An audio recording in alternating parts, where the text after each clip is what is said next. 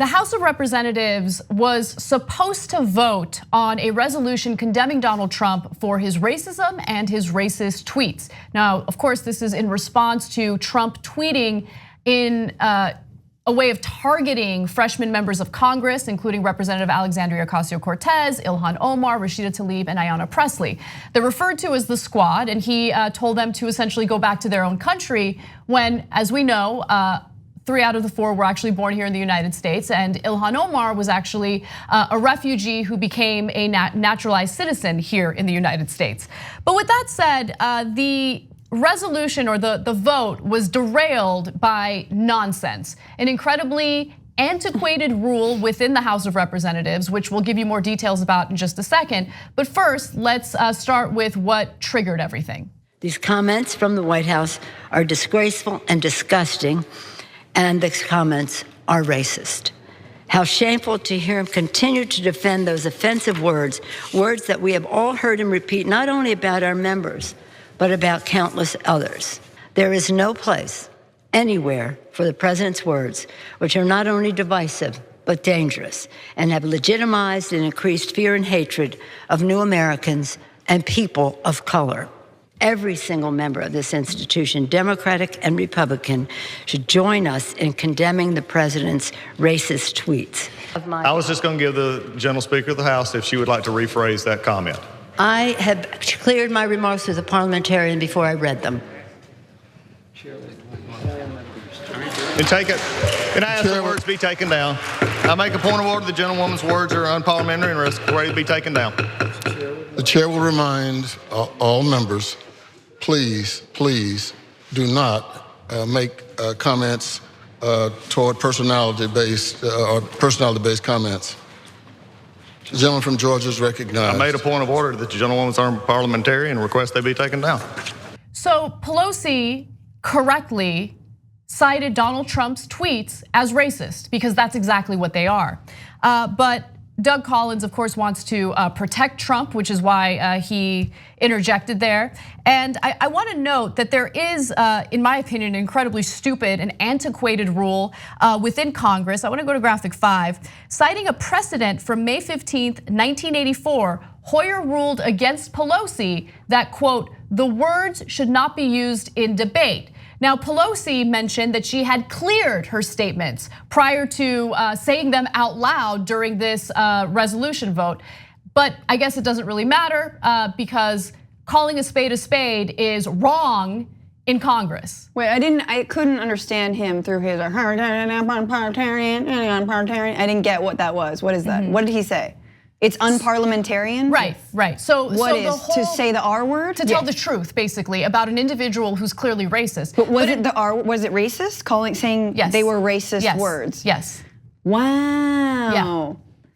Unparliamentarian. I mean, this is the same. You know, Trump gave his State of the Union address in that exact same hall, right? Yeah. We've been okay. They were there. Cool. This gets worse. Okay, if you think this is bad, just wait, this is the tip of the iceberg. But I want to give you more information on this rule. So under Jefferson's manual, the text governing procedure of the chamber specifically bars references to racial or other discrimination by the president. Remarks by House members cannot refer to the president as racist or the president, quote, having made a bigoted or racist statement. So that's what the issue was. So let me ask you something. What's supposed to happen if the president is racist? That one was. Right. The one who wrote that manual was. Right, yeah, I was like, this is Jefferson's manual? Slaves. Child slaves. Yeah, of all the people to have a manual, yeah, please don't talk about my slaves and my children. Anyway, that is also. The fact that I didn't even realize there's so many things, and that's what happens when you live in a country where those people are canonized and you're able to just delete all the horrors of their lives because they did some things good and some great things. Sure, they started this country. They're the founding fathers of this country. They're also racist, child rapists, slave owners, and they really shouldn't be celebrated. But that's what happens when you have a country that continues. We have giant mountains with their faces carved into them. When the country operates like that, this doesn't matter. You end up in 2019 with rules that were written by slave owners. Right. Wait, okay, so can we just read that again? Because it's that you can't basically bring up racism. It's not about. You can't refer to something that the president has done or said as racist, and you cannot refer to the president as racist. That is according to this ridiculous, antiquated rule. So, I mean, the whole point of getting members of the House together to vote on this resolution is complete and utter nonsense if this rule exists. So here's the thing. There are instances in which Republicans obviously don't care about the rules. They just steamroll ahead. And this was a perfect opportunity for Democrats who have a reputation for being incredibly and pathetically weak to actually fight, to stand their ground and call a spade a spade. But that is not what happened, as you're about to see in this next video. I came in here to try to do this in a fair way. I kept warning both sides, let's not do this, hoping we could get through. Mr. Paul had a situation where we could be in here on another motion to take down words of a friend of mine. But we don't ever want to pass up, it seems, an opportunity to escalate. And that's what this is. I'll dare anybody to look at any of the footage and see if there was any unfairness. But unfairness is not enough because we want to just fight. I abandoned the chair. So he abandoned the chair. That was Representative Emmanuel Cleaver, and I don't think he should have done that. I mean, I think that he was in the perfect position to stand his ground because that's the right thing to do. Sure, he was pissed, didn't really know what, he was flustered, didn't know what to do. So everyone kind of knows, all Congress people sort of know this rule, which, again, this is a stupid I'm still rule. wrapping my head around the fact that What's gonna happen if you break the rule? What's gonna happen if you tell the truth about who the president is? A racist, which, by the way, Pelosi referred to his tweets as racist, but apparently that's against the rule as well. What's gonna happen? Right. What's gonna happen if they tell the truth about who the president is? Can we just say that, like, the resolution of whether or not to call these statements racist is a little bit of a dog and pony show. Like, I don't. This resolution, this vote in general. Yeah, just the vote in general. And I don't like, it brings up the fact that even the most minimal, even just a minimal slap on the wrist, this is not who we are. These are not the values that this country stands for. We can't even do that. Meanwhile, the president can spew racist things. We can never call them racist. So I disagree. I'm sorry. I just want to give a little bit of this insight because I think it is important to have this type of vote. Because understand that while, yeah, I mean, is it going to accomplish anything to condemn what Trump had said or written on Twitter? It's not gonna necessarily change his behavior or change anything in terms of consequences he's gonna face. But what it does do, and this is why I think Doug Collins spoke out the way that he did, is it's gonna put members of the GOP on the record defending Donald Trump's racism. Sure, which is why he didn't want the word racist or racism used in what Pelosi said, because then you're on the record essentially defending Donald Trump, acknowledging that he's a racist, and they don't want that. Yeah, but there's also been like countless coverage of a lot of these people on that side and what's happening in their own states, what comes out of their mouths, what doesn't come out of it. This is not new. We know that many of these people, they're willing to support somebody who has been blatantly racist. This is just the latest tweet, if we're honest. Like, do you know what I mean? Like, this one's just harder to spin. Blatantly racist, and they've been in full support of him. I just wish Congress would do something that would actually help people. Right, and that's sort of what I'm saying. I hear you. It is. Like, I think that she has something else in her pocket. That's my thing, and that it's like, okay, well. Yeah, so exactly. what else in her pocket? Impeachment. Yeah. I'm sorry, what?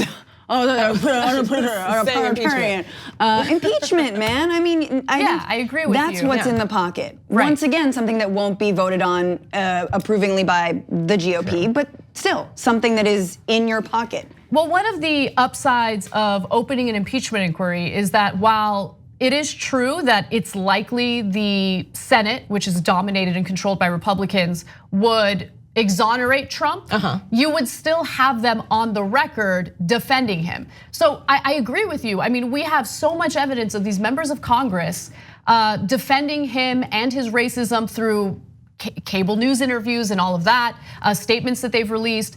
But I think that it's also important to have them on a congressional record, essentially saying, yeah, Trump's racist. I totally condone it. I don't condemn it, and it is what it is. The problem is that this is the limit that they're willing to go. So Yeah, it's like, I agree yes, on that. we could have this, and we could do this. And even though, technically maybe that would end up being for show, but we're not gonna do that. What we will do is all stand together and officially say, hey, you're a bad guy. And Yeah.